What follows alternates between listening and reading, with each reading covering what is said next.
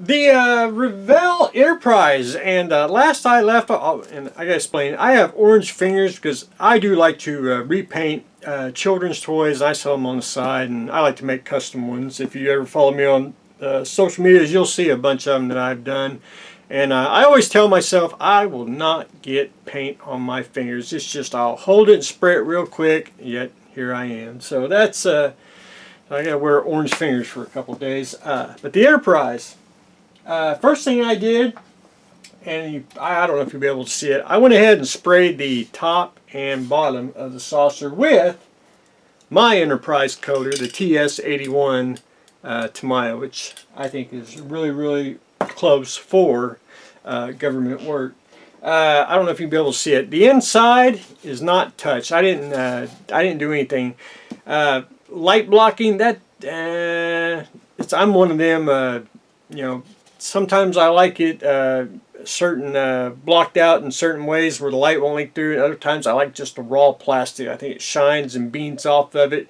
Just it's really, really good. But anyway, I went with the plain plastic because they have nano LEDs. And what I've done so far here is I've got the I call it the cargo bay. I don't really know, little access hatches here. I don't know what they're called, the technical term. But I did get the clear parts in, and then I went in and backed them with a white pieces of paper. It just give them the, a little opaqueness to it, because they do, you don't want just solid white. I mean, clear plastic. At least it's at least somewhat diffused. But it's got these nano LEDs on there, and it's got some on the nav lights too, which I just barely got them taped on. I'm going to go and put a drop of my 5-minute epoxy here, and I'm going to do that. I got the top ready to basically for the 5-minute epoxy, so that's ready to go. I just got to put a drop of glue on each LED and let it sit, and we'll be good to go on that. Again, I don't know if you can see the color. The TS81, that's plain plastic, but if you look at it, it's basically a shade darker. I mean, just not enough to really matter, I don't think. It's just a good, really good base color for the Enterprise in a rattle can. But anyway, that's where I am on the Revell Enterprise. So I basically got all the clear parts in. I did tint the nav lights, the green and red, and I did put them in the right spot. I have been known to reverse them before, which not paying attention, but anyway. I did make sure they're on the right side, and I did get the top and bottom holes painted. So we will continue on the next week. The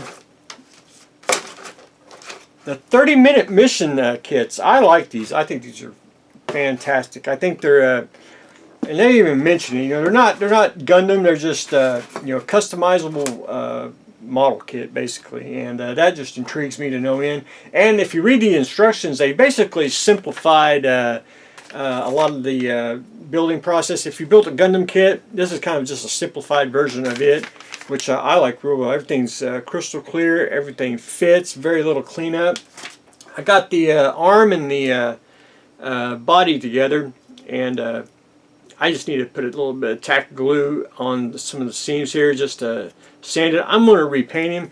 He's basically going to be yellow, but he's going to have tiger stripes on him. I'm going to go tiger, Alto, which and then I had to go to the hobby store and spend a lot of money because I found out that these were on order, so I had to put my name on all of them, and I got Alto white, Alto blue, Alto red, the armor set to it, and we're just going to go all out on the 30-minute mission stuff because it's just, I like it. So we're going to have a little fun here and paint him up. But anyway, I got him basically assembled, and I may add some, I may go rob some Gundam hands and exchange a little bit here and there. But anyway, where he's yellow, he's going to be yellow, but he's just going to be painted different.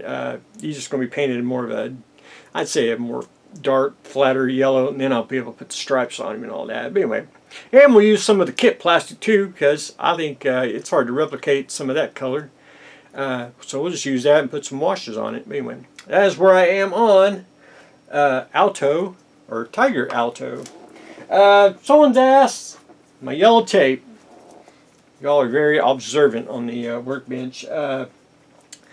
This is what's it called? Where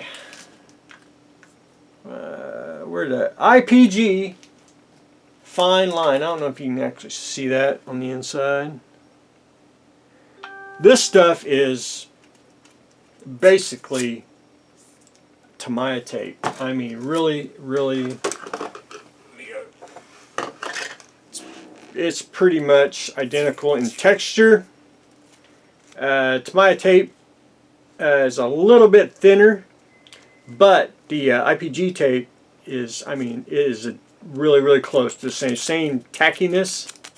It's just a. It took me a while to find it because I've been trying to buy a lot of yellow tape. I have frog tape, which I won at a hobby contest, which I'm glad I did. It's tacky. It's really tacky. I mean, but this is Tamiya, the IPG. One of my favorite tapes, and just a general masking tape, is Walmart had a 2-pack for like $5, and they're sold out everywhere, and I can't find any more. So I had to go start searching to get the. So we're gonna go Tamiya tape, and this is the 1.5 inch. They do make 1 inch and 2 inch wides, which I'll probably end up buying them as well. So I'm gonna probably start stockpiling some tape because I do a lot of taping on children's toys because, you know, orange finger here, don't like to, you know, I won't get any paint on my fingers. But anyway, that's what I got going on today. We are building the 30-minute missions robot. We're getting the lights, a little bit of painting on the Revell Enterprise, and talking about Tamiya tape. So that's what I got going on today, so stay tuned for the next exciting episode.